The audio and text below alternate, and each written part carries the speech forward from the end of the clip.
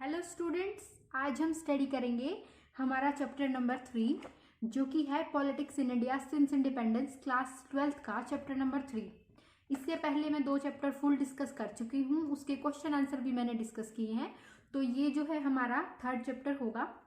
ये होगा हमारा पॉलिटिक्स ऑफ प्लैन्ड डेवलपमेंट, यानी कि हमने अपने देश को डेवलप किया है और पॉलिटिक्स ने किस तरीके से उसको डेवलप करने में हेल्प की है, तो वो हमने प्लानिंग करके डेवलप किया है। इसमें हमें पॉलिटिकल कंटेस्टेशन दिखेगी, यानी कि किस तरीके से उन्होंने सोचा कि पॉलिटिक्स का इस्तेमाल करते हुए डेवलपमेंट कैसे होगा। उसके बाद आइडियाज उनके, फिर प्लानिंग यानी कि हमारा प्लानिंग कमीशन, ओके, उसको डिस्कस करेंगे।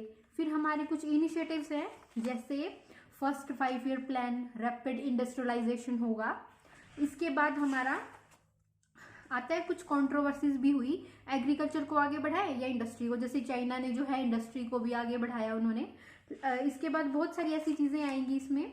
फिर है पब्लिक वर्सेस प्राइवेट सेक्टर, यानी कि हमें जो है पब्लिक सेक्टर में हाथ डालना चाहिए या प्राइवेट को ही काम करने देना चाहिए। इसके बाद कुछ आउटकम आए इसके, जैसे फाउंडेशंस है, लैंड रिफॉर्म्स है।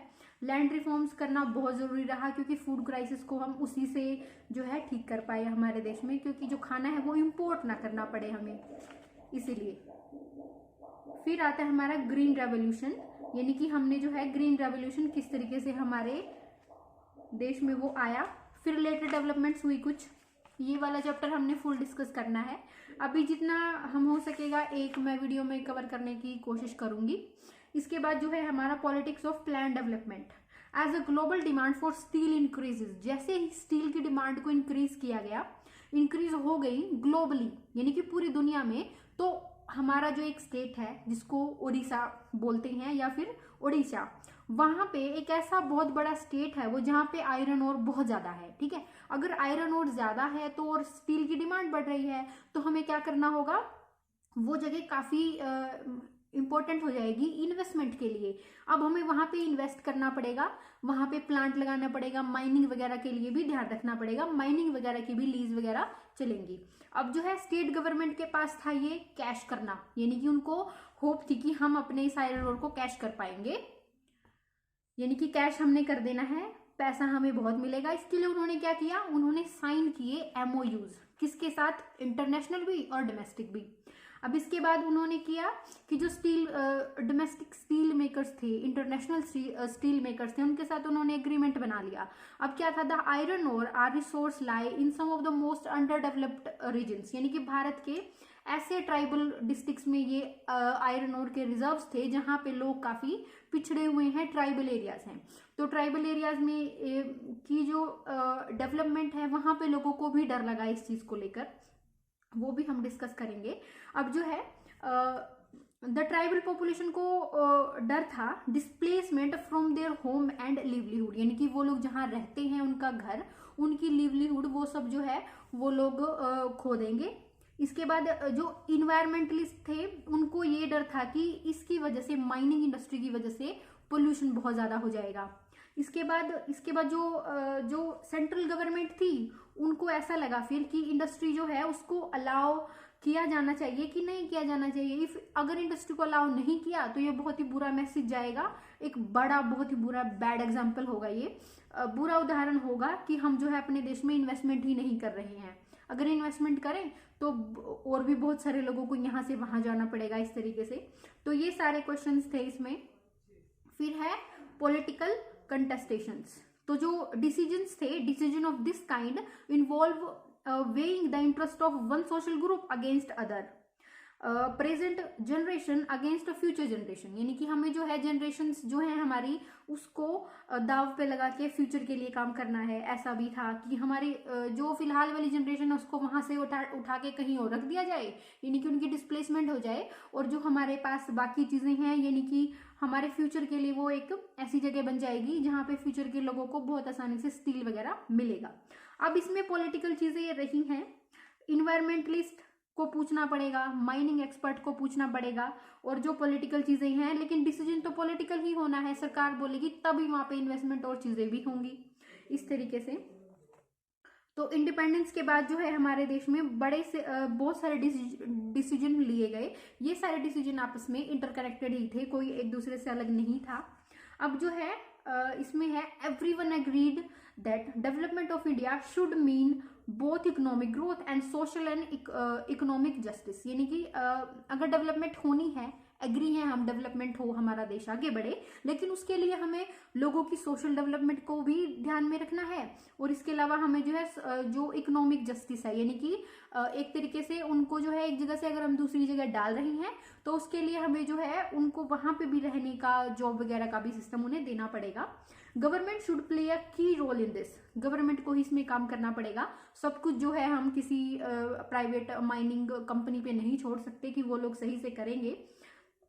On this kind of role that the government must play and ensuring growth with justice, सरकार को ये एंश्योर करना होगा कि सारा काम जो है वो न्यायपूर्ण तरीके से हो। ठीक है, अब जो है we need to study the process of development as a part of the history of the politics in India, इसलिए हम जो है डेवलपमेंट को इस डेवलपमेंट की हिस्ट्री को पॉलिटिक्स में पढ़ रहे हैं, क्योंकि इसके अंदर जो है जितने भी डिसीजन लिए जाएंगे वो लेगी तो वो लेना है पॉलिटिक्स को, तो पॉलिटिक्स ही हमारे लिए इंपॉर्टेंट है, लेकिन हमें जोड़ना है ये चीज, क्योंकि हमारे देश की डेवलपमेंट में ये बहुत बड़ा हिस्सा है इसका। इसके बाद है ideas of development. Development has different meaning for different section of the people, हर किसी के लिए जो हमारी डेवलपमेंट है उसका एक अलग मीनिंग है। इंडस्ट्रियलिस्ट है जो प्लानिंग कर रहा है, मान लो एक सेटअप करने की एक स्टील प्लांट, एक अर्बन कंज्यूमर्स के लिए और ट्राइबल कंज्यूमर्स के लिए भी, लेकिन उसको जहां पे वो लगाना है उसके लिए उसको आदिवासी लोगों को वहां से हटाना पड़ेगा, कहीं और उनको शिफ्ट करना पड़ेगा, उसमें होगा बहुत बड़ा, उसमें जो है बहुत बड़ा पैसा खर्च होगा, बहुत सारी रिसोर्सेज लगेंगे इस तरीके से।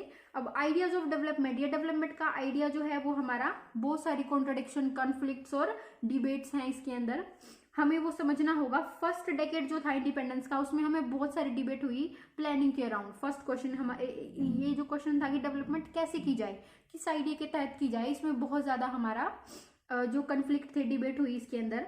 अब जो है हम क्या देख रहे हैं कि हमें अपने देश को डेवलप करना है, किसको देख के डेवलप हो रहे हैं हम, वेस्ट को देख के, यानी कि यूएस, सोवियत यूनियन, ये अमेरिका, कनाडा वगैरह, इनको देख के हम खुद को डेवलप करने की कोशिश कर रहे हैं, लेकिन वहां पे मॉडर्नाइजेशन, सोशल फैब्रिक, सोशल जो कल्चर है उसमें बहुत सारी चेंजेस हुए, उनका फैब्रिक पूरे तरीके से जो है डिस्टोर्ट हुआ, फिर जाके वो लोग एक डेवलप कंट्री बने हैं। लेकिन हमारे देश में सोशल चेंज होना इतना आसान काम नहीं है, ठीक है, क्योंकि वो जो है development was about becoming more modern and modern was about becoming more like a industrialize country of the west. हमें वेस्ट के जैसे इंडस्ट्रियलाइज होना पड़ेगा, मॉडर्न होना पड़ेगा, मॉडर्न होने के लिए हमें जो है इंडस्ट्री को अपने देश में लाना पड़ेगा।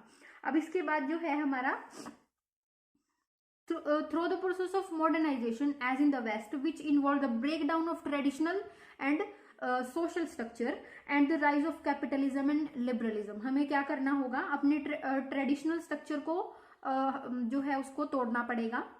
विच इन्वॉल्व, उसमें क्या है कि हमें अपने जो है लिबरलाइजेशन करना होगा, कैपिटलिज्म को अपने देश में लाना होगा। अब modernisation was also associated with the idea of growth, material progress and scientific rationality. हमें जो है हर एक तरीके से सोचना होगा मॉडर्नाइजेशन किन किन चीजों से जुड़ा है। आइडियाज ऑफ ग्रोथ, ग्रोथ होनी है, मटीरियल प्रोग्रेस होनी है हमें, यानी कि हमें अपनी आसपास की जगह पे कुछ ग्रोथ दिखनी चाहिए, एंड साइंटिफिक रैशनली, यानी कि हमें साइंटिफिक तरीके से भी ग्रोथ करनी होगी। अब नेक्स्ट है हमारा on the eve of independence India had before it two model of modern development. जब भारत आजाद हुआ उसके पास दो तरीके की डेवलपमेंट थी, एक तो वो थी लिबरल कैपिटलिस्ट मॉडल जो कि यूरोप और यूएस में था, या फिर उसके अलावा हम सोशलिस्ट मॉडल भी ले सकते हैं जो यूएसएसआर में था। अब इसके बाद हमने जो हमारे ही देश में बहुत सारे ऐसे लोग थे जो जाना चाहते थे कैपिटलिस्ट मॉडल के साथ, लिबरल कैपिटलिस्ट मॉडल के साथ, और कुछ लोग ऐसे थे जो कि सोशलिस्ट मॉडल के साथ जाना चाहते थे, जिनमें हमारे जो है जवाहरलाल नेहरू भी थे, जो चाहते थे कि सोशलिस्ट पार्टी भी ऐसा ही चाहती थी और नेहरू भी ऐसा ही चाहते थे कि जो अमेरिकन स्टाइल के कैपिटलिस्ट भी थे कुछ हमारे देश में, कि जो जिस तरीके से अमेरिका ने प्रोग्रेस करी है हम भी वैसे ही करें। For some industrialisation seem to be preferred path, for others the development of agriculture in the particular elevation of the rural poverty was the priority. कुछ लोगों के लिए इंडस्ट्रियलाइजेशन इंपॉर्टेंट था और कुछ लोगों के लिए था इंपॉर्टेंट गरीबी को कम करना। तो देख सकते हैं आप किस किस तरीके की डिबेट हुई होगी कि हमें हमें किस चीज में इन्वॉल्व होना चाहिए इस टाइम पे जब हमें प्लानिंग करनी है। अब आ गए हम प्लानिंग पे। अब हमने प्लान करना है अपने देश को आगे बढ़ाने का, लेकिन हम जो डेवलपमेंट का काम है could not be left to the private players only. हम जो है सारा काम प्राइवेट सेक्टर पे नहीं छोड़ सकते, हमें जो है सरकार को आगे आना पड़ेगा। Need for the government to develop a design और plan for development. In fact the idea of planning was a process of rebuilding economy and a good deal of public support in the 1940s and 1950s all over the world। पूरी दुनिया में 1940s और 50s के time पे जो है development का दौर चला। वो अपने और हमें क्या करना था, हमें अपने देश को रीबिल्ड करना है। जैसे ग्रेट डिप्रेशन आया यूरोप में उस टाइम पे और इंटर वॉर हुए बहुत ज्यादा, इसी वजह से। अब नेक्स्ट पेज पे आता है हमारा प्लानिंग कमीशन। इसको स्थापित किया गया था मार्च 1950 में by the simple resolution of the government of India. Bharat सरकार ने इसको स्थापित किया था और इसको जो है काफी ज्यादा इसकी रिकमेंडेशन थी, यानी कि रिकमेंडेशन करेगा ये सरकार को मानना है नहीं मानना वो उनका डिसीजन होगा। अब इसके बाद आता है हमारा एक section of big industrialist got together in 1944 and drafted joint proposal for setting up a plan economy in the country. 1944 में यानी कि आजादी से भी पहले कुछ इंडस्ट्रियलिस्ट इकट्ठा हुए। वो जो सेक्शन था उनका, यानी कि ग्रुप था, उन्होंने जो है अपने देश को एक ड्राफ्टिंग जॉइंट प्रपोजल, एक प्रपोजल दिया कि हमें अपने देश में प्लान डेवलपमेंट किस तरीके से करनी है और जो है state to take major initiative in industrial and other economic investment. जो सरकार है, जो स्टेट है, उसको हिस्सा लेना होगा इन सभी चीजों में प्लानिंग के लिए। इकोनॉमिक जो इन्वेस्टमेंट है वो करनी होगी। इसके अलावा from left to right planning for development was the most obvious choice of the country after independence. Left से राइट तक हर किसी के लिए जो है इंपॉर्टेंट थी डेवलपमेंट आजादी के बाद, क्योंकि अगर हम आजादी के बाद वैसे ही रह गए तो हम जो है प्रोन टू रिकॉलोनाइजेशन हो जाएंगे। हमें जो है फिर से कॉलोनाइज किया जा सकता है अगर हमने ध्यान नहीं दिया अपनी डेवलपमेंट पर। तो जो है प्लानिंग कमीशन था, उसके जो है चेयरपर्सन थे प्राइम मिनिस्टर, यानी कि उस का जो मेन फंक्शन था वो उनके हाथ में था। उनको रेकमेंड की जाती हैं चीजें और फिर वो आगे उनको इनिशिएटिव लाएंगे या नहीं लाएंगे वो उनके ऊपर डिपेंड था। The early initiative. अब इनिशिएटिव क्या क्या होने वाले थे। The planning commission of India opted for 5 year plans. उन्होंने सोचा कि जैसे यूएसएसआर में था 5 साल के लिए एक प्लान बनाएंगे फिर उस पर हम काम करेंगे। Government of India prepared a document that has a plan for all it's income and expenditure for the next 5 year. 5 साल के लिए हम सोचेंगे कि हमने क्या क्या खर्च करना है, किस तरीके से बजट बनाना है।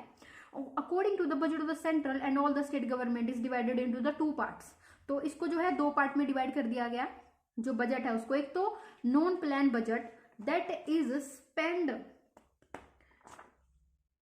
ऑन रूटीन आइटम्स, यानी कि नॉन प्लान है, यानी कि उसको प्लान करने की जरूरत नहीं है, यानी कि हम उसको रूटीन आइटम्स पे लगाएंगे उस बजट को। फिर आता है एक plan budget that is spend on 5 year basis as per the priority fixed by the plan. यानी कि प्लान ने जो प्रायोरिटी फिक्स की है कि हमें पहले कौन सी चीज पे काम करना है, हमें पहले उन चीजों पे खर्च करना होगा, वो होगा हमारा प्लान बजट। तो नॉन प्लान कौन सा बजट है जिसमें हमें रूटीनली चीजों पर डिपेंड रहना है, यानी कि रूटीन वाली चीजों पे उसको खर्च करना है। फिर प्लान डेवलपमेंट है जिसको स्पेंड करना है 5 साल के बेसिस पे प्रायोरिटी पे, ठीक है। प्रायोरिटी बेसिस पे हमने उसको खर्च करना है इस प्लान में जो 5 ईयर प्लान बनने वाले हैं। अब है हमारा the draft of the first 5 year plan and then the actual plan document released in December 1951। तो दिसंबर 1951 को ये प्लान जो है प्रस्तुत किया गया। अब इसके बाद ऐसे करके बहुत सारे प्लान बने इसके बाद हमारे। तो 4th plan was due to start in 1966। By this time the novelty of planning had decline considerably. तो 1966 तक जब हमारा 4th प्लान बनाने का टाइम आया तब तक ये जो है चीज काफी कम हो चुकी थी, यानी कि इसमें जो इसको कंसिडर करने की है चीजें हैं वो कम होने लगी थी, यानी कि इसकी रुझान कम हो गया था इसका, एक किस्म से बोल सकते हैं। And moreover India was facing acute economic crisis. भारत में इकोनॉमिक क्राइसिस आ चुका था। The government decide to take a plan holiday. तो प्लान हॉलीडे का मतलब अब हम कोई प्लान नहीं बनाएंगे, कुछ चीजों को हमें एडजस्ट करना होगा फिर उसके बाद प्लान बनाएंगे। तो ये थे हमारे जो है प्लानिंग कमीशन तक का। इसके बाद जो है इससे आगे हम नेक्स्ट वीडियो में स्टडी करेंगे, नहीं तो वीडियो बहुत लंबी हो जाएगी। अगर आपको वीडियो पसंद आती है तो please do like share and subscribe. अगर पसंद नहीं आती है तो आप डिसलाइक भी करें। Okay, thank you.